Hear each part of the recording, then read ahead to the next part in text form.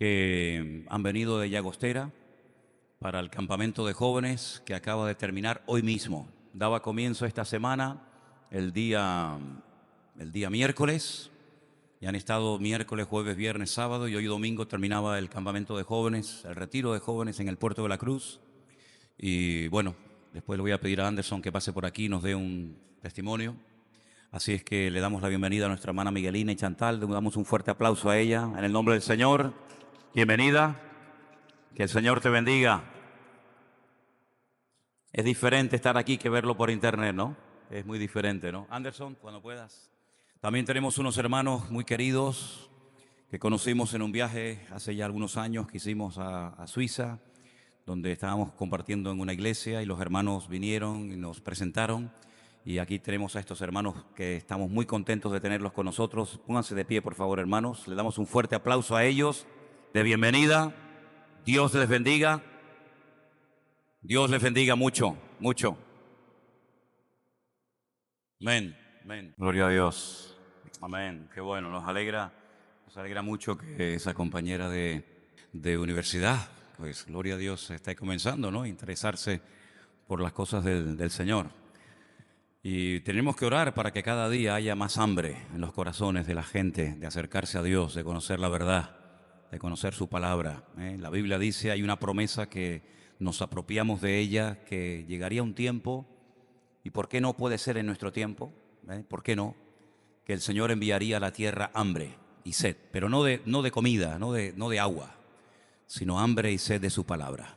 Y yo confío y hoy debemos de orar para que esa palabra, esa promesa del Señor se haga realidad y Señor ponga en nuestro camino a mucha gente que tiene hambre y sed y no saben ni dónde comer, ni saben ni dónde beber, pero nosotros conocemos al que te puede dar buen alimento y buena bebida para que de tu interior salgan ríos de agua viva y nunca más vuelvas a tener sed. ¿Cuántos dicen amén? Esa es nuestra oración de cada día. Aleluya. Como decía al principio, queremos dar la bienvenida a todos y sobre todo también a personas que a lo mejor en esta tarde pueden estar entre nosotros por primera vez. Veo caras nuevas, no sé si han estado anteriormente en la iglesia. Hay gente que está en esta tarde por primera vez aquí en esta reunión, en este culto. ¿Pueden levantar su mano? Sí, tenemos por aquí 1, 2, 3, 4, 5, 6, 7, 8, 9, 10 personas nuevas que están esta tarde por primera vez. Damos un aplauso a todos ustedes. La bienvenida. Dios les bendiga. Amén. Amén. Bueno. Amén. Amén. Se preguntarán ustedes que están por primera vez por qué les damos un aplauso y por qué nos ponemos tan contentos de verte. Y es que como ya nos hemos visto tanto nosotros, cuando viene gente nueva nos da mucha alegría. Y por supuesto que estamos contentos de verte, porque para nosotros es un privilegio el que tú estés esta tarde en este lugar con nosotros. Y hoy es un día muy especial, como también lo va a ser el próximo domingo. Hoy estamos recordando de una forma especial la resurrección de nuestro Señor Jesucristo. Y el próximo domingo en este país se van a llevar a cabo unas elecciones generales. Y también es un día muy importante. También es un día muy importante. Por tal motivo yo quiero el jueves, de una forma especial, dar una charla, unos consejos, unas palabras que tenemos que tener en cuenta de cara a lo que se nos viene el próximo fin de semana. El próximo fin de semana va a ser también un fin de semana muy bendecido, un fin de semana muy bonito, porque el día anterior, sábado, Samuel y Melissa se nos casan en el Puerto de la Cruz. No sé, no recuerdo exactamente ahora mismo la hora. ¿Alguien sabe? A las 4. Yo iba a ir por la mañana, menos mal que me lo recordó. Créame, porque si voy por la mañana y no veo a los novios, pues digo, capaz que han decidido irse de luna de miel sin pasar por la... Entonces pensaba que era por la mañana. Entonces a las 4 de la tarde el próximo sábado no tenemos siesta, tenemos boda en el Puerto de la Cruz, ¿vale? Samuel y Melissa. Y el domingo por la mañana, hasta la hora del culto, pues millones y millones de personas de este país, nacionalizados, tal vez los que no han nacido aquí, pero tienen su nacionalidad española, pues tendrán la oportunidad de poder votar. Y queremos ver a la luz de las Escrituras ¿Cuáles son nuestras responsabilidades ante esas responsabilidades, digamos, a nivel nacional, ¿no? ¿Qué es lo que tenemos que tener en cuenta a la hora de dar ciertos y determinados pasos, de apoyar o de no apoyar? Nosotros los creyentes tenemos que estar sometidos a la ley, siempre y cuando no vaya en contra de la palabra de Dios. Y en este caso, el poder decidir, el poder votar, no es algo que va en contra de la palabra, sino todo lo contrario. Es un privilegio, es una libertad que tenemos en este país, pero queremos hacer las cosas bien. Y por eso yo pienso que como cristianos deberíamos tal vez de recibir algunas instrucciones, algunas directrices para saber más o menos cómo actuar ante esta responsabilidad tan grande que tenemos este fin de semana. Pero ahora es el momento de pasar a la palabra del Señor, que realmente es lo importante. Y en esta tarde hemos comenzado el culto leyendo 4 porciones diferentes de 4 libros distintos de la Biblia. En Mateo, en Marcos, en Lucas y en Juan encontramos cómo aquellos personajes, aquellos hombres, relataron desde su punto de vista los detalles más significativos que a ellos les llamaron la atención acerca de la resurrección del Señor Jesucristo.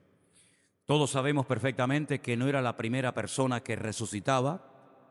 En el Antiguo Testamento algunas personas fueron resucitadas, vueltas a la vida, a través de oraciones que hicieron algunos varones de Dios por personas que habían perdido la vida, y el Señor tuvo misericordia de ellos y volvieron a resucitar, pero volvieron a morir. Y en el Nuevo Testamento también encontramos, no solamente en el ministerio del Señor Jesucristo, sino también a través de la vida de algunos apóstoles, el caso de Pablo, el caso de Pedro, personas que también estuvieron muertas y volvieron a la vida, pero también volvieron a morir.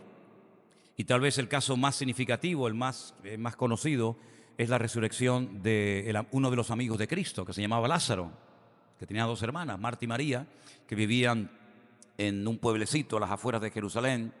Y la Biblia nos enseña que después de 4 días el Señor Jesucristo aparece por allí y lo resucita. Pero un milagro tremendo, un milagro impresionante, pero el Señor Jesucristo nos enseña que todos los que Él resucitó después otra vez volvieron a morir.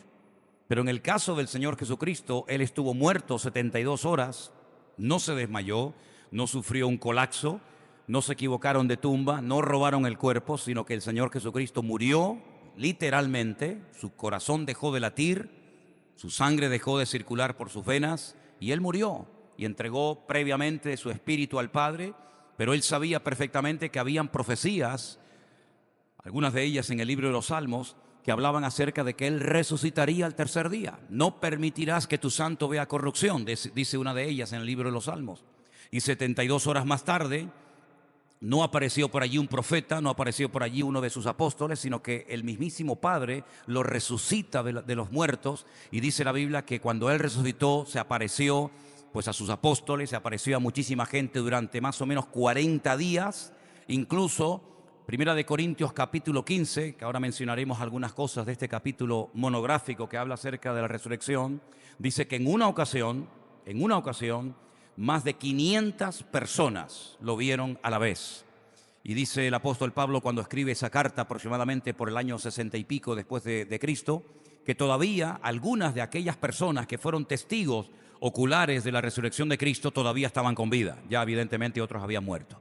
Por lo tanto, tenemos en esta tarde entre nuestras manos un tema de trascendental importancia, porque la palabra de Dios nos enseña que si no existe resurrección, si el Señor Jesucristo no resucitó, realmente sería una auténtica tragedia, porque solamente podríamos hablar de Él en tiempo pretérito, es decir, en tiempo pasado, como una persona que fue muy buena, que hizo grandes milagros, grandes señales, prodigios y maravillas, como una persona con un carisma espectacular, que dio unas enseñanzas tremendamente profundas e interesantes a la vez, pero que al fin y al cabo su vida terminó pues devorada por los gusanos como todos los seres humanos. Sin embargo, la Biblia nos enseña que Él resucitó al tercer día. Y no solamente lo sabemos porque lo hemos leído, no solamente lo sabemos porque las Sagradas Escrituras registran en Mateo, en Marcos, en Lucas, en Juan y en otras partes se nos habla acerca de la resurrección del Señor, sino que nosotros somos también testigos de que Él vive porque Él ha cambiado nuestra vida. Él nos ha sanado, Él nos ha liberado, Él ha transformado nuestra vida y eso no lo puede hacer un muerto. Porque la Biblia nos enseña muy claramente que los muertos, no importa si son buenos o malos, o fueron buenos o malos en vida, no tienen poder para hacer daño a los que quedan, ni tienen poder para hacer beneficios a los que quedan. Es interesante notar que cuando una de las mujeres que le siguió fielmente desde el día que fue liberada de 7 demonios, como dice uno de los evangelios, María Magdalena, que era de un pequeño pueblecito llamado Magdala, un saladero de pescado en la región de Galilea, al norte de Israel, dice que esta mujer le siguió hasta su muerte. Es una de las mujeres que estuvo al pie de la cruz, junto con María y otras personas más. La Biblia nos enseña que cuando ella llegó al sepulcro, el primer día de la semana, después de haber pasado el Shabbat, el día de reposo, ella comenzó a llorar, aunque previamente ella y otras que la acompañaban se hacían una pregunta: ¿quién nos removerá la piedra? ¿Quién nos moverá esa piedra de un tonelaje tremendo? Porque todavía queremos estar con Él, todavía queremos terminar la preparación de todos los ungüentos y todas las especies aromáticas. Sin embargo, ella se estaba preocupando por algo que ya estaba resuelto. ¿Cuántas veces en la vida nos podemos estar preguntando cómo voy a solucionar este problema? ¿Cómo se va a abrir esta puerta? ¿Cómo voy a solucionar esta circunstancia? Y eso ya el Señor lo ha respondido con poder y con autoridad de antemano. Cuando ella llega al sepulcro muy temprano a la mañana, el primer día de la semana, ya digo, la Biblia dice que la piedra ya había sido quitada.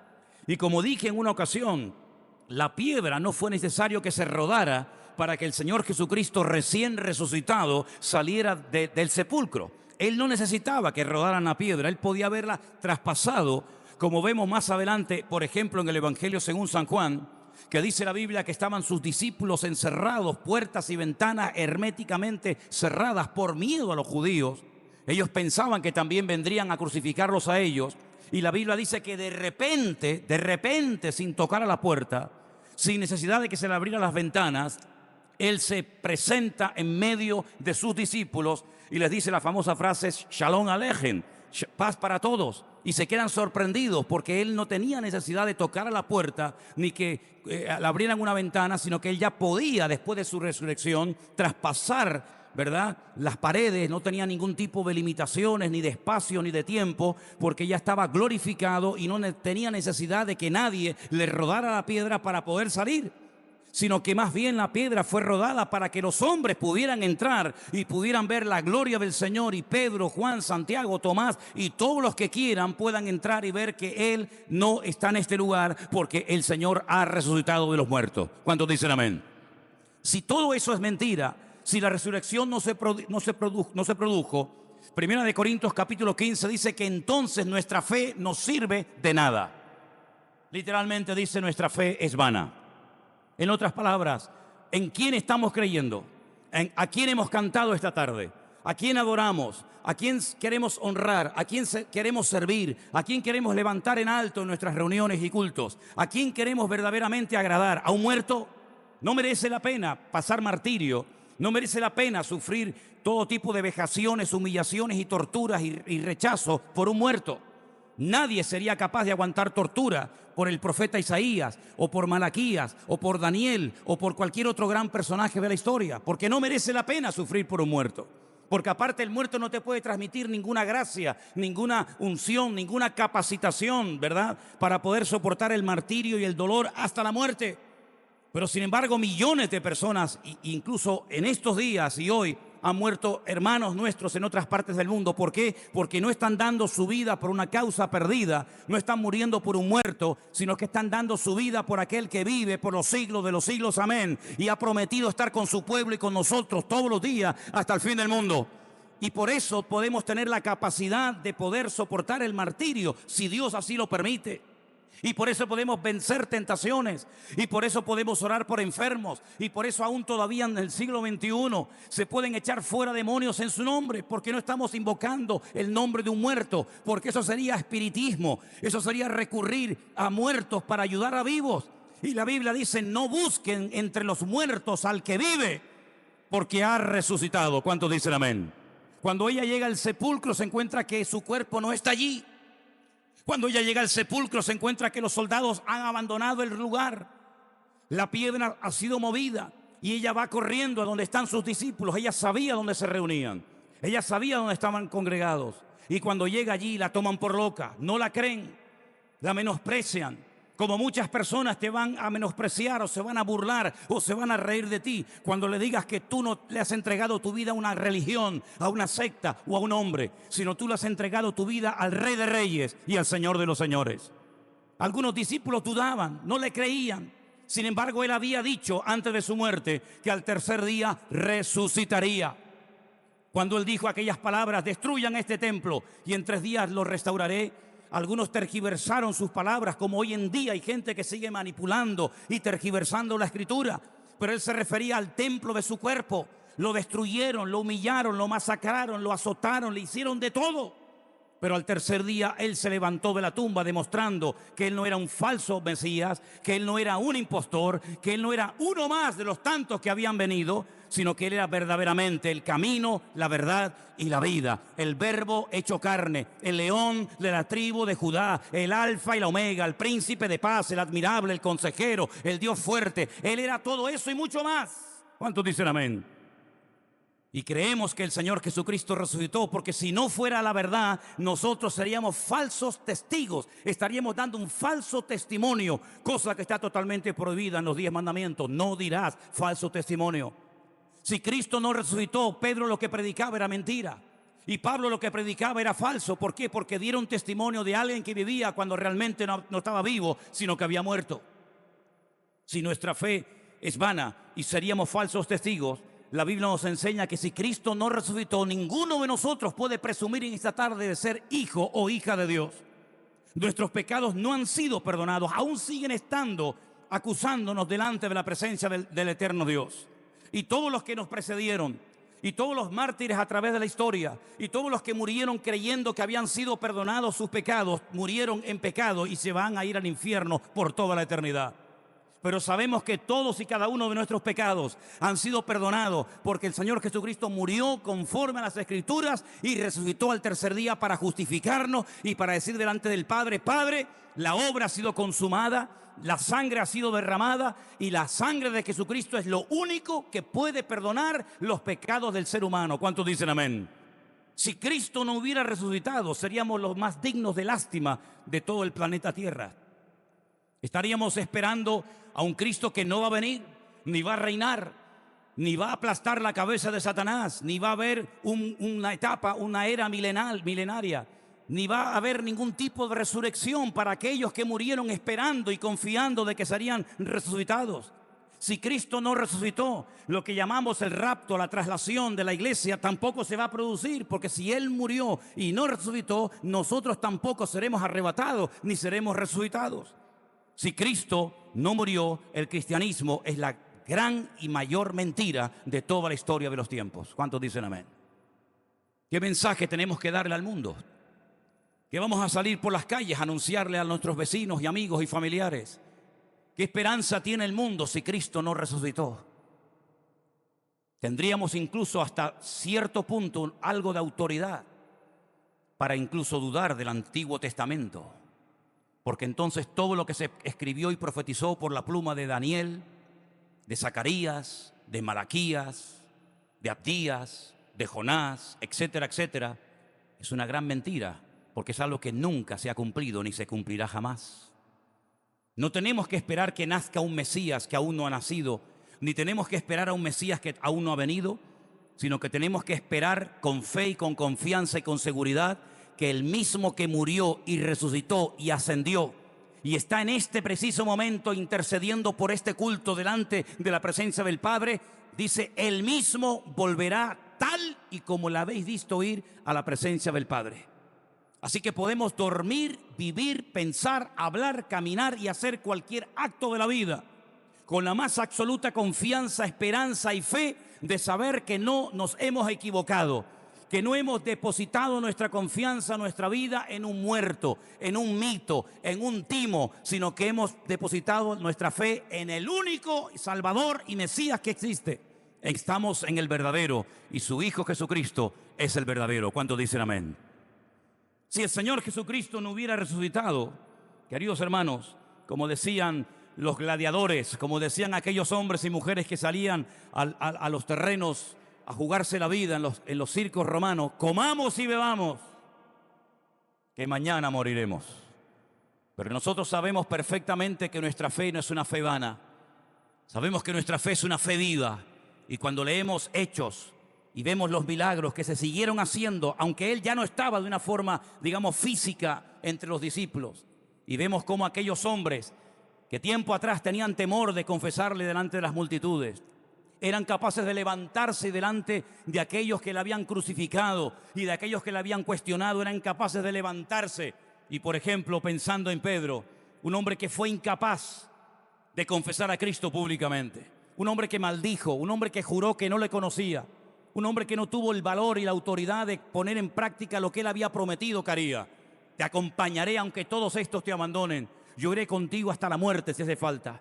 Ese hombre que no fue capaz de confesarle públicamente es el primero que días más tarde se pone en pie en el día de Pentecostés o en la fiesta de Shavuot, y se pone en pie y dice: nosotros no estamos ebrios, no hemos perdido el control, no estamos locos como algunos de ustedes están comentando y algunos suponen, sino que esto que habéis oído y esto que hemos recién experimentado es el cumplimiento de la profecía de Joel capítulo 2 a partir del verso 28, cuando el Señor prometía que después de la resurrección del Mesías, Él derramaría de su Espíritu Santo sobre toda carne. Y tanto jóvenes como ancianos tendrían experiencias de tipo espiritual. Y llegaría un tiempo en el que no habría exclusión y que todos seríamos iguales ante la presencia del Señor. Y tiempo más tarde, cuando los azotan, y tiempo más tarde, días más tarde, cuando los encarcelan y les impiden y les dicen: cállense, no está permitido en la ciudad de Jerusalén hablar y predicar y orar por los enfermos en ese nombre. Ellos decían: nosotros no podemos dejar de decir lo que hemos visto y lo que hemos oído. Y si se están preguntando todavía de dónde hemos sacado poder y autoridad para orar por un pobre hombre que lleva horas y horas al sol en la puerta de la Hermosa esperando algo de clemencia y de misericordia por vuestra parte, quiero deciros que no ha sido en nuestro nombre, no ha sido por nuestros méritos, no ha sido por nuestra autoridad, sino que en el nombre de Jesucristo hemos orado y lo hemos levantado para la gloria del Padre. Y ese Cristo que vosotros crucificasteis y matasteis, Dios lo ha levantado y es el autor de la vida, y hoy os manda que os arrepintáis. Y dice que cuando oían aquellas palabras tan preciosas y tremendamente cargadas de poder y autoridad, se compungían, se sacudían sus conciencias, les clamaba el corazón y decían: varones, ¿qué haremos? ¿Qué hacemos ahora que hemos matado al autor de la vida? Y Pedro decía: no os preocupéis, porque al que vosotros habéis crucificado y rechazado, Dios lo ha levantado y lo ha hecho Señor y Cristo. Lo que tenéis que hacer es un cambio de dirección. Arrepentíos y convertíos para que sean borrados vuestros pecados y vengan de la presencia del Señor tiempos de refrigerio. Y aquella gente predicaba con una elocuencia, con una autoridad, con un poder, que aunque los azotaran, los escupieran, los humillaran, los encarcelaran, no había forma de hacerlos callar. ¿Por qué? Porque había algo, un denominador común en Pablo, en Pedro, en Santiago, en Bartolomé, en Judas, en quien fuera. Y es que todos decían: lo hemos visto, Él vive por los siglos de los siglos. Amén. ¿Cuántos dicen amén? No tenían internet, no tenían WhatsApp, no tenían Facebook, no tenían Twitter, no tenían nada, pero tenían el poder y la convicción del Espíritu Santo, que cuando viene al corazón de un hombre lo revoluciona, porque el Señor dijo: recibiréis poder cuando haya venido sobre vosotros el Espíritu Santo. Y aunque quieras callarte, no vas a poder, porque serás testigo en Jerusalén, en Samaria, en Judea y hasta lo último de la tierra. ¿Cuántos dicen gloria a Dios? Tiempo más tarde, dice la Biblia, que comenzaron a ir por otras naciones que no conocían nada de las Escrituras, gentiles, paganos, idólatras, personas que habían sido criadas en religiones, en filosofías, en cosas totalmente extrañas. Pero también el Evangelio, cuando llegaba a los corintios, a los gálatas, a los tesalonicenses, y llegaba a otras naciones con otros idiomas, con otras costumbres, con otras tradiciones, sus vidas eran cambiadas y transformadas. Y puedes ver cómo la obra de Dios florece en Grecia. Y puedes ver cómo la obra de Dios se implanta y el poder del Evangelio se implanta en Corinto. Y puedes ver en Éfeso que por poco tienen que cerrar el templo de la diosa Diana o Artemisa de los efesios. ¿Por qué? Porque cuando llegaba el poder de Dios, cuando llegaba el Evangelio, cuando llegaba la buena nueva de que Cristo, el Mesías, había venido, había muerto y había resucitado, la gente era cambiada milagrosamente por el poder de Dios. Dice que algunos dejaban la magia, otros dejaban la idolatría y se convertían al Evangelio. ¿Por qué? Porque el Evangelio es poder de Dios para salvación. Y ese evangelio, ese Cristo resucitado, es el que a nosotros le hemos entregado nuestra vida. Es el que nosotros le hemos rendido todo nuestro ser. Y además sabemos que Él estará con nosotros todos los días hasta el fin del mundo. Sabemos que vivimos en un país idólatra, como muchos de ustedes vienen de países idólatras. Pero nosotros hemos dejado la idolatría porque sabemos que a nuestro Dios no hay que cargarlo, ni hay que llevarlo y sacarlo de paseo de un lugar a otro. Que no importa si hace frío o hace calor o llueva a borbotones, no importa. Nosotros no vamos detrás de ídolos, no vamos detrás de imágenes de piedra, de oro, no importa si es en Sevilla, en Málaga, en Córdoba, en Andalucía, en donde sea. No vamos detrás de imágenes. ¿Por qué? Porque nuestro Dios es tan grande que no hay ningún escultor que lo pueda comprimir en una estatua, en una imagen. Al Señor tu Dios adorarás y a Él solo servirás. ¿Cuántos dicen amén? No nos postramos ante imágenes de piedra, de oro, de cualquier metal que sea, porque nuestro Dios es mucho más grande que todo eso. Y no tenemos que esperar a que llegue la Semana Santa, sino que en cualquier momento, en cualquier lugar, en cualquier postura, no importa en la cárcel, no importa si estás en un avión, en un submarino, en una cueva, donde sea, puedes invocar su nombre. Y todo aquel que invocare el nombre del Señor, dice la Escritura, será salvo. ¿Cuántos dicen amén? Los que murieron creyendo que Cristo resucitó, si no resucitó, ¿dónde están ahora? Quiere decir que muchas de las enseñanzas de Cristo eran todas mentiras. No hay cielo, no hay infierno, no hay recompensa, no hay condenación, no hay nada. Se desmantela, se viene todo abajo si el Señor Jesucristo no resucitó. Y ustedes vendrían de tan lejos y ustedes harían un esfuerzo por venir a un local para oír hablar de un muerto. Es increíble, ¿verdad? Pero nosotros tenemos una fe viva porque sabemos que Él está vivo y ha resucitado de entre los muertos. Si esto que estoy diciendo en esta tarde es verdad, escúchame bien, si esto que estoy diciendo es verdad y se puede demostrar que Él resucitó y que Él está vivo, no podemos callarnos y encerrar este mensaje entre cuatro paredes. Esto tiene que saberlo todo el mundo, porque no hay nadie en la historia. Los budistas no pueden hablar así, los musulmanes no tienen este mensaje, los hindúes no tienen este mensaje, solamente nosotros los cristianos. Los que hemos depositado nuestra confianza y nuestra vida y nuestra fe en Él, podemos decir con la boca bien llena que Él vive y que Él resucitó de la muerte. Claro, los que son anticristianos, es lógico que se lleven mejor con los que odian a los cristianos. Se sienten más cómodos con aquellas personas que predican desde la más absoluta teoría que con aquellas personas que predicamos desde una experiencia personal con el Señor Jesucristo. Es normal, es lógico. Pero nosotros sabemos perfectamente que este continente tiene raíces cristianas. Este país y que este continente en el cual vivimos no tiene raíces musulmanas, aunque vivieron. Pero las raíces de nuestra cultura, las raíces de nuestra vida son raíces de alguna manera entroncadas con el Evangelio, entroncadas con la palabra. Y en este país en el que vivimos, este país que nos permite beber agua potable cuando es un lujo en otros países, este país que nos permite darle a un interruptor y tener luz, cosa que para nosotros es normal, pero que para otros es un lujo si es que lo pueden alcanzar. Este país que nos permite ir al médico, ¿verdad? Y ser tratados por médicos sin necesidad de llevar un montón de medicinas, de mantas, de toallas o de sábanas para que nos operen. Este país en el cual Dios nos ha depositado fue un país en el cual muchas personas dieron su vida por Cristo. Y aquí ha habido gente que ha muerto quemada en la hoguera en este país por defender que Cristo vive y que Él está vivo entre nosotros. Y esta es la cuna de donde se tradujo, donde se imprimió y donde se distribuyó la Biblia que leen los colombianos, los venezolanos, los hondureños, los guatemaltecos, los argentinos, los chilenos. Este es el país donde Dios utilizó a personas para que pudieran traducir la Biblia que hoy en día leen más de 2.000 millones de personas. Y esa gente se jugó la vida para que nosotros pudiéramos tener la Biblia en nuestro idioma. ¿Y por qué se jugaron la vida? Por un muerto. Tanto empeño en traducir a Mateo, a Marcos, a Lucas, ¿qué más da si lo traducían o no lo traducían? No, daba mucho, porque la gente tiene que oír la buena nueva. Lo que hemos leído en esta tarde durante siglos no se podía leer porque ni siquiera estaba en nuestro propio idioma.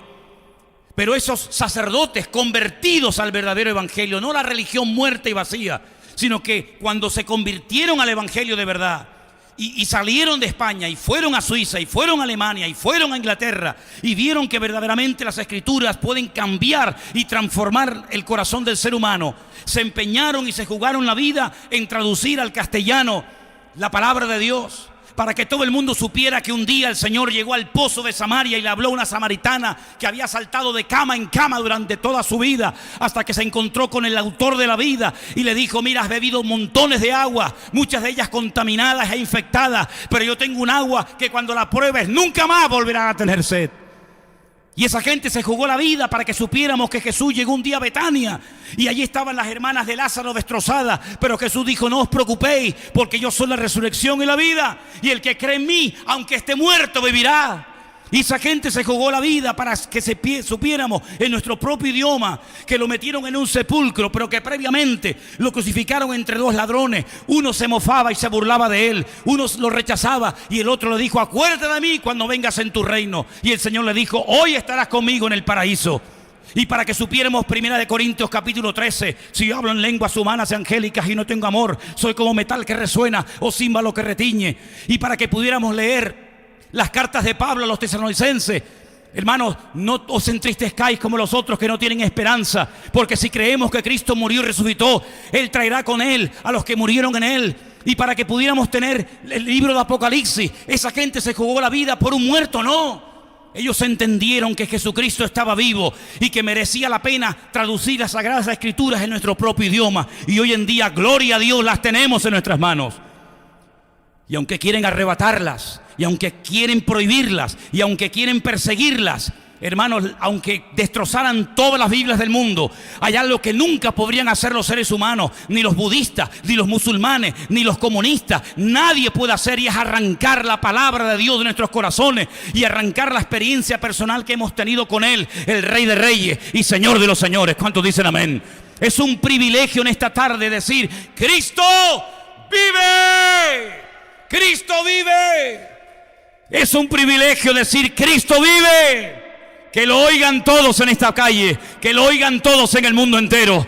Cristo está vivo, aleluya. Cuando te vayas esta noche a la cama a dormir, Él no se va a dormir.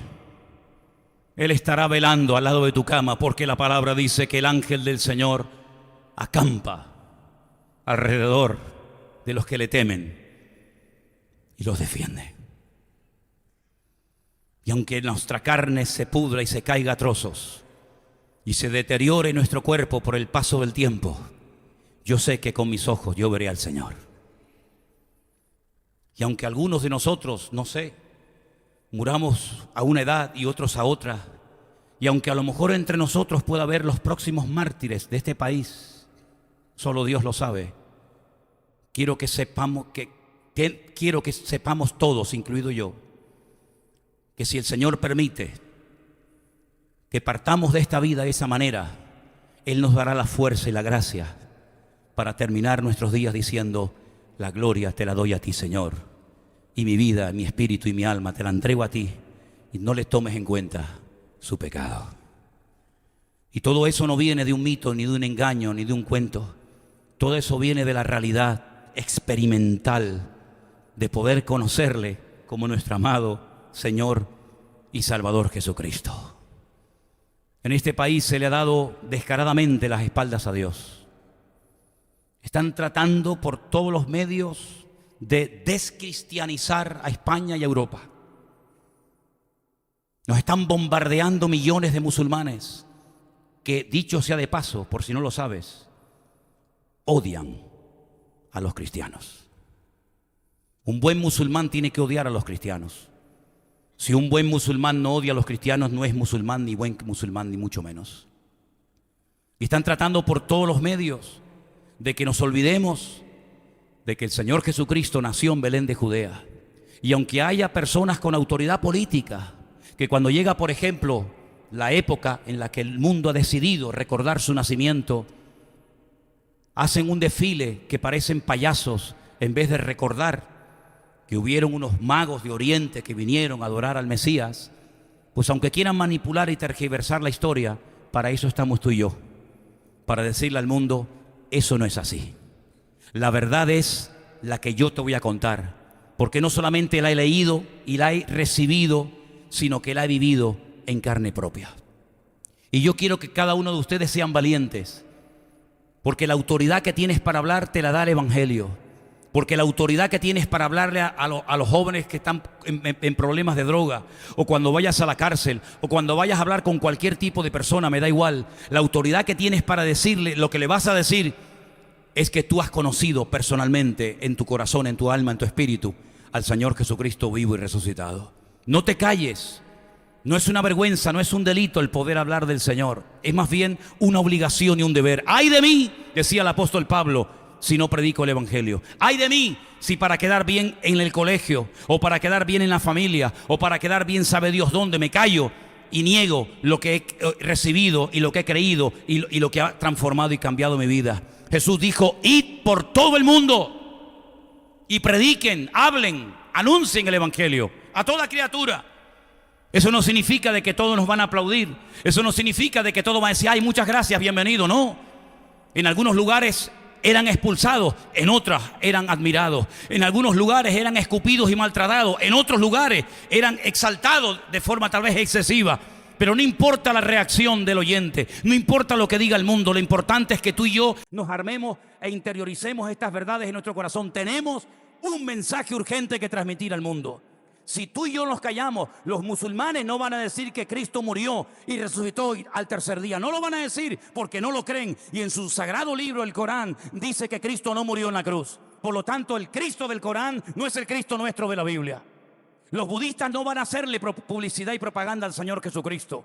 Nadie va a hablar bien de Él más que aquel que le ha conocido y le ha experimentado en su carne propia. ¿Por qué? Porque cuando uno se encuentra con Él, uno no puede hablar mal de Él. Cuando uno conoce al Señor, cuando uno ha experimentado su amor, su misericordia, su paciencia, su gracia, ¿cómo atrevernos, cómo osarnos a poder hablar y cuestionar su existencia, su amor? Es imposible. Por eso dice la Biblia que en aquellos tiempos algunos predicaban evangelios diferentes. Pablo dice: no es que haya evangelios diferentes, sino que los pervierten, los cambian para su perdición, como decía el apóstol Pedro en una de sus epístolas. Sabiduría que le ha dado el Señor a nuestro hermano Pedro, que escribe cosas difíciles de entender y que los inconversos o los indoctos tuercen para su perdición. Pero cuando tú has experimentado el amor, la gracia, la misericordia del Señor Jesucristo, hay algo que te impide estar en silencio. Como cuando había profetas en la antigüedad que decían: no voy a predicar más, total, ¿de qué sirve? No voy a hablar más del amor de Dios, no voy a advertirle más, no voy a amonestarle más, porque al final, ¿para qué sirve? Dice que un fuego ardía en sus corazones y no podían permanecer ni un minuto de su vida callados. Y eso es lo que nos tiene que pasar a nosotros, hermanos, en estos tiempos en los cuales estamos viviendo, en pleno siglo XXI, en tiempos en los que mucha gente ignora y habla estupideces y no tiene ningún conocimiento de causa. Tú sí lo tienes, porque tú sabes, no solamente por las Sagradas Escrituras, que el Señor vive y ha resucitado, sino que lo has experimentado en tu propia vida. Y por eso yo te pido que cada día de tu vida le pidas al Señor que te ponga a alguien en el camino con hambre o sin hambre, me da igual. Frío o tibio, me da igual, pero que no desperdicies las oportunidades, porque el Evangelio de Jesucristo, que consiste en anunciar su muerte, su resurrección, su ascensión y su venida, si tú callas, dice la Biblia, ¿cómo creerán si no hay quien les predique? Todavía hay gente en este mundo que se juega la vida por Él. Sé que hay mucha cobardía, sé que hay mucha superficialidad en las iglesias evangélicas, sé que hay mucho circo en muchos sectores evangélicos, pero nosotros tenemos que conservarnos sanos y puros y no vendernos, no prostituirnos, no bajar el listón, mantener la sana doctrina. Y la sana doctrina es anunciar las verdades, las virtudes de aquel que nos llamó de las tinieblas a su luz admirable. Así que vivimos en un tiempo glorioso de la historia, donde para muchos el mensaje que predicamos aquí ya lo conocen, pero para otros es novedad. Y todavía hay muchísima gente que no conoce el Evangelio. Compañeros de trabajo, familiares, vecinos, amigos, compañeros de universidad, gente con la cual te codeas y te rodeas todos los días, que aún no saben la verdadera palabra de Dios. Pero Dios te va a dar a ti el privilegio de poder hablarles, de poder abrirles los ojos, de poder mostrarles las verdades que han ocurrido a lo largo de la historia, para que sepan cómo, cuándo y dónde y nuestra fe, y quiero decir también esto bien fuerte, nuestra fe es demostrable, nuestra fe está a prueba de bomba. Hermano, puedes ir a Israel, puedes ver la Biblia, no leerla, ver la Biblia, tocar los lugares, pisar los mismos lugares donde estuvieron los profetas, donde estuvieron los apóstoles, donde estuvo Cristo, donde se hicieron milagros y maravillas. ¿Por qué? Porque los cristianos no estamos basando nuestra fe en las experiencias de otros, en libros, en cuentos de fábulas de vieja, sino que nuestra fe está fundada sobre la roca, y la roca es nuestro Señor Jesucristo. ¿Cuántos dicen amén? Yo quiero que cierres tus ojos ahí donde estás en esta tarde. Yo quiero invitarte para que tú vengas a Cristo a conocerlo personalmente. Yo quiero que tú en esta tarde le entregues tu vida a Él. Yo no te invito para que te hagas miembro de esta iglesia. Nunca lo he hecho y nunca lo haré. Decide, busca la iglesia que más te guste, donde más cómodo te sientas si quieres. Esta, aquella o la otra, me da igual. Mi objetivo es llevar al mayor número de almas, de personas, a los pies de Cristo. Me da igual si son hombres, mujeres, o personas que tal vez en el fondo ni siquiera saben lo que son. Pero hay una gran verdad que queremos proclamar. Queremos que esta iglesia sea un instrumento en las manos del Señor para que muchos conozcan a Cristo, para que muchos puedan experimentar el gozo de la salvación y para que muchos puedan decir: es verdad, Él está vivo. Él ha cambiado mi vida. Él ha llenado mi corazón. Yo quiero entregarle mi vida a Él. Yo quiero comenzar a caminar con Él. Y quiero que Él se revele a mi vida como comenzó a revelarse en la vida de sus discípulos y de tantos y tantos hombres y mujeres que le vieron, que caminaron con Él, que le escucharon y que nunca más volvieron a ser las mismas personas. Muchos tuvieron la oportunidad también de oírle y de verle, pero no aprovecharon la oportunidad. Piensa en Pilato. Lo tuvo delante de su cara. Llegó a preguntar: ¿y qué es la verdad? Y la tenía delante y lo rechazó. Piensa en el ladrón en la cruz, que le rechazó y le injuriaba. Lo tenía delante. Estaba viendo el cumplimiento de centenares de profecías y le rechazó. Piensa en Anás y Caifás, los sumos sacerdotes de la época de Jesús. Piensa en tanta gente que le oyó y le conoció, pero no le siguieron. No formes parte de esa inmensa masa, de ese grupo inmenso de personas que le oyeron y le vieron y tal vez hasta le tocaron, pero no se convirtieron en sus fieles seguidores. Ahora entiendes por qué Jesús se puso triste cuando se va el joven rico, ¿verdad? Ahora entiendes por qué cuando lo miró, dice que lo amó. Y se puso triste porque el joven había venido con preguntas: Señor, ¿qué tengo que hacer para salvarme? ¿Qué tengo que hacer para heredar la vida eterna? Y cuando el Señor le muestra el camino, no estuvo dispuesto y se marchó y le dio la espalda. Le dio la espalda al maestro. Y el Señor se puso muy triste porque vio que uno más no aprovechaba la oportunidad. Pero gloria a Dios que también hubieron personas como María Magdalena, como Nicodemo, como Saulo de Tarso, como tantas y tantas personas que le oyeron y le conocieron y disfrutaron de su dulce voz y pudieron ver su rostro y tocar sus manos y caminar con el autor de la vida por Galilea, por Samaria, por Jerusalén, por Capernaum, y vieron cómo con el poder de su palabra calmaba las olas y la tempestad. Y vieron cómo con sus manos cogía un poco de pan y de peces en su mano y comenzaban a multiplicarse de una forma que no tiene explicación ni lógica alguna.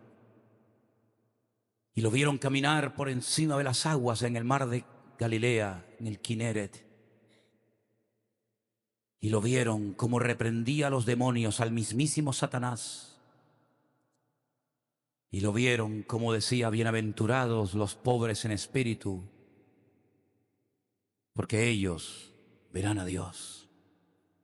Y lo oyeron cuando dijo, de tal manera amó Dios al mundo, que ha dado a su Hijo unigénito, para que todo aquel que en él crea no se pierda, mas tenga vida eterna. Hoy se sigue oyendo su voz.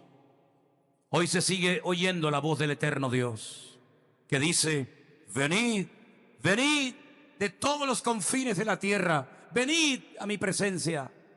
Los que estáis trabajados y cargados, venid, venid. Comprad sin dinero, disfrutar, llenaros de paz y de gozo y de bendición. Dejar a un lado las miserias, los complejos, las ataduras. Venid, venid a mí, que yo os haré descansar. Aún se sigue oyendo la voz de Cristo retumbando en el tiempo, en el espacio, y diciendo, he aquí yo vengo pronto y mi galardón conmigo. Retén lo que tienes para que ninguno tome tu corona. Aún se sigue oyendo la voz del amado, y cada vez está más cerca. Cada vez se aproxima más el Señor. Por eso yo te pido que vengas a Él en esta noche. Que le rindas, que le entregues tu vida a Jesús. Que formas parte de esta familia, de esta aventura de fe, que es su amada y querida iglesia y esposa. Si en esta tarde entre nosotros hay alguna persona, alguien joven, mayor, casado, soltero, hombre, mujer, me da igual, que le quieres rendir tu vida a Cristo tal vez por primera vez en tu vida, me gustaría orar por ti, ¿sabes? Así como un día lo hicieron por mí, me gustaría orar por ti. Si hoy, aquí, en esta iglesia, le quieres entregar tu vida al Maestro. ¿Hay entre nosotros alguien que levantándome tu mano me indicarías que le quieres entregar tu vida a Jesús? Levanta tu mano bien en alto para que yo la pueda ver y estaremos orando por ti. Dios te bendiga. Estaremos orando por ti ahora mismo. Dios te bendiga a ti también, para que puedas conocerle a Él, el Cristo vivo, triunfante y glorioso, que venció la muerte y que nunca más la muerte se apoderará de Él. ¿Alguien más? ¿Alguien más le quiere entregar su vida al Señor? Levanta tu mano. Quiero pedirle a esas dos personas que levantaron su mano, mientras la iglesia está orando, por favor, quiero pediros, dejadme orar por ustedes. ¿Pueden acercarse aquí un segundito? ¿Sí? Gracias. Gracias. Vamos a orar para que estas dos personas que en esta tarde están aquí entre nosotros,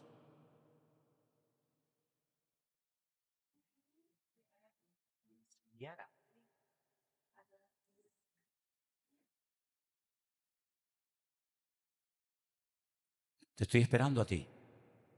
A ti te estoy esperando aquí. Eso es. Ven. Ven a Jesús. Ven a Jesús. Ven al Señor. Amén.